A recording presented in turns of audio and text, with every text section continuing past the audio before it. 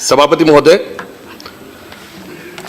मैं इस बिल के संदर्भ में यह कहना चाहूंगा कि देखिए, इसमें एक जो शब्द है वहां से मैं प्रारंभ करना चाहूंगा।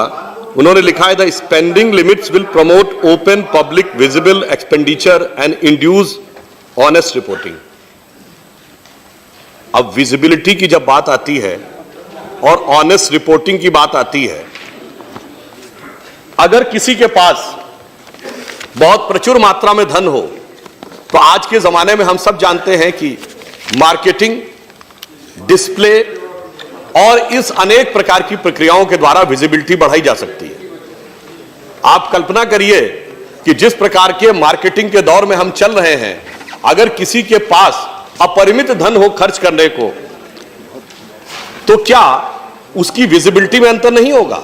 मैं ध्यान दिलाना चाहता हूं माननीय सदस्यों का कि मैनेजमेंट में एक थ्योरी होती है जिसे कहते हैं AIDA theory, AIDA, A for acquired attention, create interest, develop Dzire.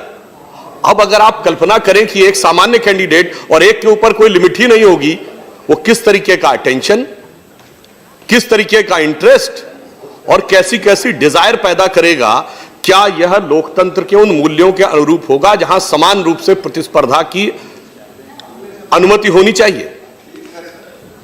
फिर भी यदि किसी के मन में बात आती है कि धन की लिमिट नहीं होनी चाहिए, तो अभी हमारे निषाद जी ये कह रहे थे कि एक समय था जब बड़े लोग, पैसे वाले, प्रभावशाली लोग ही राजनीति में आते थे। आज समाज के हर तबकों से लोग आते हैं, परंतु मैं इसे एक संयोग कहूं या विडंबना कहूं कि सबसे ज्यादा आर्थिक दृष्टि से संपन्न लोग आपको उन पार्टियों में मिलेंगे जो अपने को वंचित और शोषितों के स्वयंभू मसीहा कहते हैं। सबसे ज्यादा तेजी से 100 करोड़ करोड़ों के मालिक होते हुए आपको उन पार्टियों में दिखेंगे जो कोई किसान मजदूर की बात कहता था, तो कोई गरीब गुरबा की बात कहता था, तो कोई वंचित शोषित की बात कहता था। तो यह भी देखना होगा, इसमें मैं उनकी गलती भी नहीं मानता है। जैसा इंटरेस्ट, जैसी डिजायर, वैसी डिजायर क्रिएट हो जाती है। इसलिए हमारा यह मानना है कि इस प्रकार का विधेयक संविधान की मूल भावना के अनुरूप नहीं है। और मैं अधिक समय न लेते हुए सिर्फ यह कहना चाहूंगा, यह उस पार्टी की तरफ से आ रहा है जहां कभी प्रधानमंत्री लाल बहादुर शास्त्री जी होते थे, जिनके बारे में हम लोगों ने पढ़ा था कि उनके कुर्ते में पैबंद लगा था, तो उन्होंने अपने सचिव से यह कहा था कि कोट के नीचे छुप जाएगा। हमारे देश के 2/3 लोगों को तो यह कुर्ता भी नहीं मिलता है। आज वहां पे स्थिति यह उत्पन्न हो जाए कि हमें लगे कि धन की कोई सीमा नहीं होनी चाहिए। जैसे मेरे साथी अभी नरसिम्हा राव जी ने कहा, अरे भाई, दक्षिण के जो राज्य हैं, जहां हमने भी देखा है बहुत ही समृद्ध, सामर्थ्यशाली और धन बल से मजबूत लोग होते हैं, MLAs ऐसे जिनके पास अपने हेलीकॉप्टर हैं। तो दूसरी तरफ आप ये भी देखिए, उत्तर प्रदेश, बिहार, झारखंड, उड़ीसा, छत्तीसगढ़ जैसे राज्य, जहां पर मध्य प्रदेश के भी वो हिस्से, तमाम ऐसे क्षेत्र हैं, वहां पर इतने आर्थिक दृष्टि से सक्षम नहीं होते हैं। अब मैं सिर्फ यह कहना चाहूंगा कि आर्थिक दृष्टि से यदि हम इस प्रकार की लेवल प्लेइंग फील्ड नहीं रखेंगे तो यह लोकतंत्र के वास्तविक स्वरूप के साथ अन्याय होगा। और वैसे मैं ईमानदारी से कहना चाहूंगा, यह अन्याय संयोग से उस पार्टी के द्वारा आ रहा है। यह प्रस्ताव एक बहुत बड़े कांग्रेस के स्वतंत्रता संग्राम सेनानी हुए थे, उत्तर प्रदेश के बुजुर्ग लोग जानते होंगे, बंशीधर शुक्ल। वो ऑल इंडिया रेडियो में एम्प्लॉई थे और चूंकि स्वतंत्रता आंदोलन में उन्होंने शिरकत की, इसलिए उनको नौकरी से निकाल दिया गया था।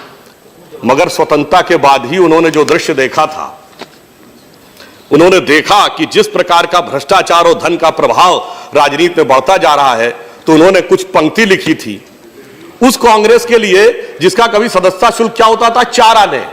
नारा होता था, 1 चवन्नी चांदी की, जय बोलो महात्मा गांधी की।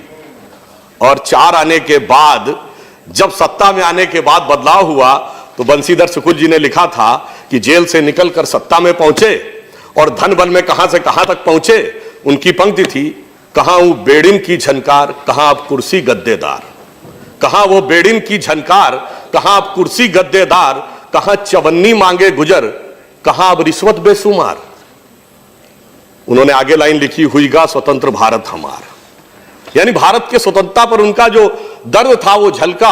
और उसके आगे उन्होंने लिखा कि ऐसी स्वतंत्रता आई है कि कॉलेज की सब खिड़की स्वतंत्र, टीचर लड़का लड़की स्वतंत्र, हाकिम स्वतंत्र, हरहा स्वतंत्र, गलियार घूर चरहा स्वतंत्र, परतंत्र हुए ईमानदार, हुईगा स्वतंत्र भारत हमारा। इसलिए मैं कहता हूं यह भावना मत आने दीजिए। और हम उस पार्टी से आते हैं जहां दो प्रधानमंत्री ऐसे आए जिन्होंने प्रचारक जीवन लिया था, सब कुछ संपत्ति छोड़ दी थी, एक पैसा भी अपना नहीं था, और वहां से शून्य से उठाकर शिखर तक पहुंचे। राजनीति की अस्वस्थ परंपरा। और हमारे यहां तो सदैव से त्यागी, बैरागी, सन्यासी, फकीर की इज्जत ज्यादा होती है, उसकी इज्जत नहीं होती जिसने ज्यादा पैसा कमाया। मान्यवर, आजादी के समय शहर का सबसे पैसे वाला आदमी और शहर का सबसे इज्जतदार आदमी दो अलग अलग लोग होते थे। इसलिए यह समझ लीजिए कि मैं सिर्फ यह कहना चाहूंगा, सबसे आगे वो पहुंचता है जो सब कुछ छोड़ देता है, सब कुछ पाकर नहीं पहुंचता है। तो इसलिए मैं अंत में सिर्फ यह कह के बात समाप्त करूंगा, इस विधेयक का मैं विरोध करते हुए कि यह संविधान की मूल भावना, भारतीय समाज की मूल भावना, भारतीय समाज की परंपरा और स्वतंत्रता आंदोलन की परंपरा की मूल भावना के पूरी तरह विरोध में है। यह पंक्ति कह के समाप्त करता हूं, न तख्त तो ताज में न लश्कर सिपाह में है, जो बात कलंदर के बारगाह में है, और जो दिल से देखता है तू बस है वही दुनिया, वो संग खिश्त नहीं जो तेरी निगाह में है। और आगे है, हर मुकाम से आगे मुकाम है उसका, जो बदगुमा अभी आवारगी की राह में है। धन्यवाद। धन्यवाद।